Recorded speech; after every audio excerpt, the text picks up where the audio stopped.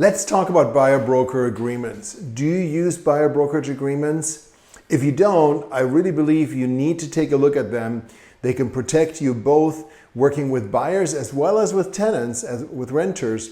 But there's some things that you also need to know about buyer brokerage agreements and take into account that are absolutely important, because you might very well end up, quote unquote, giving away some money. And it's a little bit of a give and take. And so let me take a few moments here to go over a exclusive buyer brokerage agreement. Now here I have an agreement by the Florida Association of Realtors. If you're in a different state, then your state association's agreement might look different. If you're with a large brokerage or a large team, they may have different agreements that were designed by their attorneys, but primarily all of the agreements have the same aspects in that the buyer is going to hire the broker to work with them exclusively to help them find a property. And quote unquote buyer is a term that will also extend to tenants. So you can use this agreement, for example, if you're working with a renter and the renter agrees to pay you 1 month rent to help them find a property. And in some markets, co-broke commissions offered by listing agents on rentals are very, very low. And the only way you can really work as a rental agent for the tenants is in using a brokerage agreement. So let's walk through this here real quick. And there are a couple of things that I'm going to point out to you that most agents are not aware of. So you start out here with the parties. Obviously the buyer is the buyer and the broker is the firm you're working with.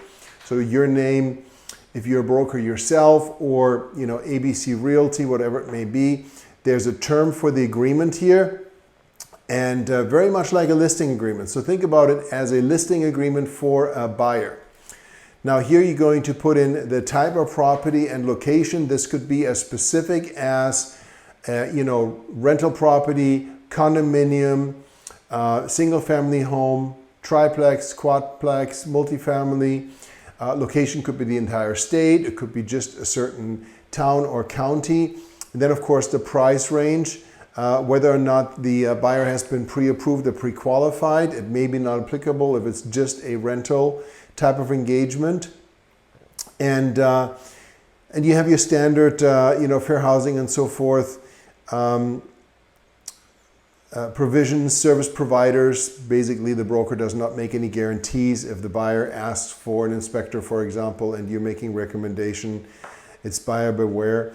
Now here we're talking about the obligations. The buyer obviously has to bring any opportunity to the broker's attention, the broker being you and your brokerage firm. Retainer.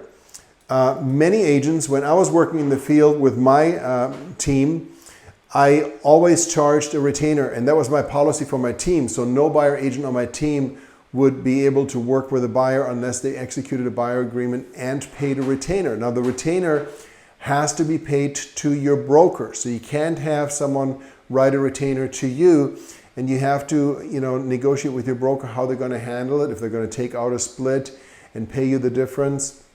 But you can charge a retainer. Obviously, it's a common item, or it wouldn't be here in the state document.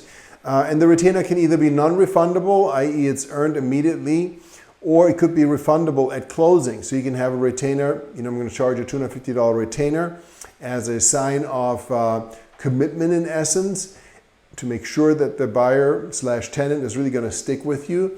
But then at closing, you're going to credit it back. So you have the choices here. And then, very important, you have the compensation aspect here. So just as you have with a listing on the seller side, you would provide here what the compensation is that you/the broker gets paid at closing. And it could be a dollar amount or a percentage.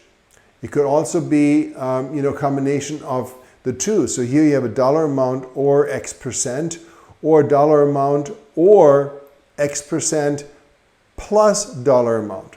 So you could say, I'm going to get paid 3.5%, or I'm going to get paid 3.5% plus $4.95, for example.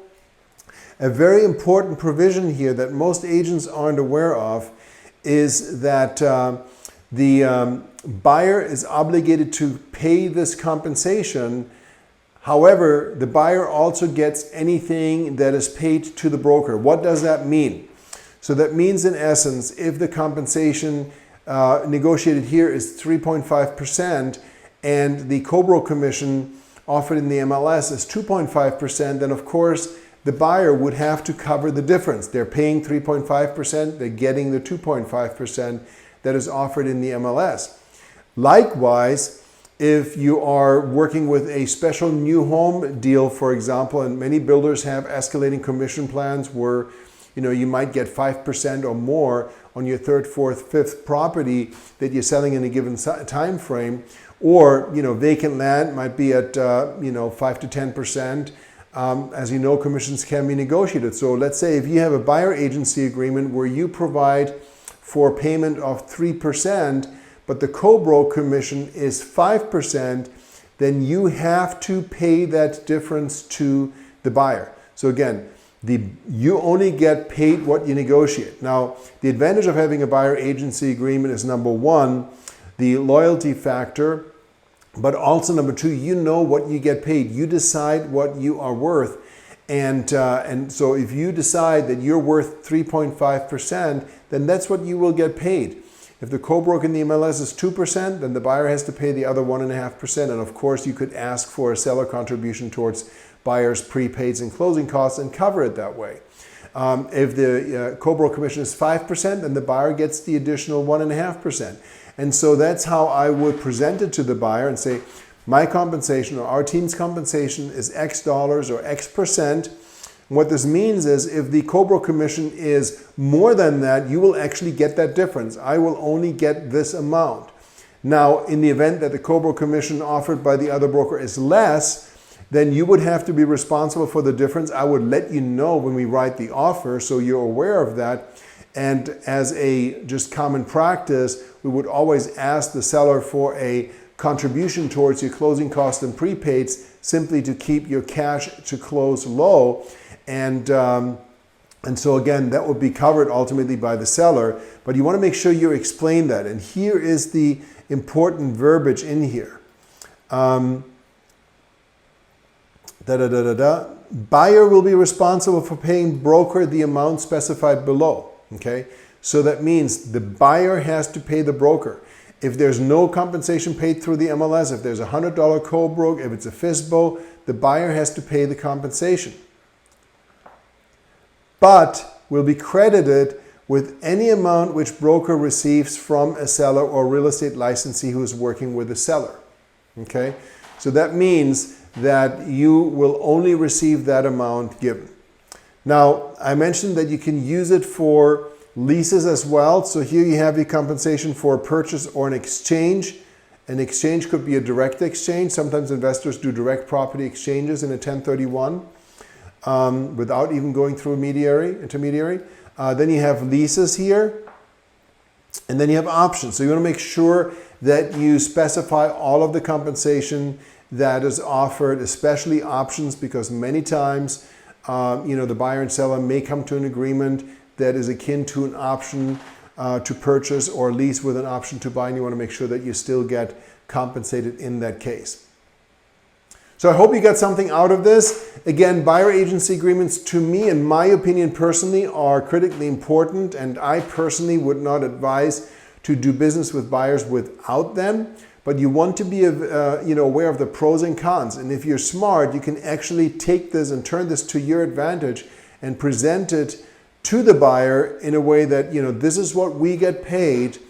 And if for some reason our compensation offer from a builder, from a listing broker is more than that, then you will get to keep the difference. And of course, be aware that if you run into a situation where the compensation offered is more, you have to absolutely pay that to the buyer, because if you don't do that and the buyer, just for some reason realizes it 6 months later, a year later, you could find yourself in quite a bit of trouble. Hope you found this helpful. My name is Thomas Heimann with Realty Partners.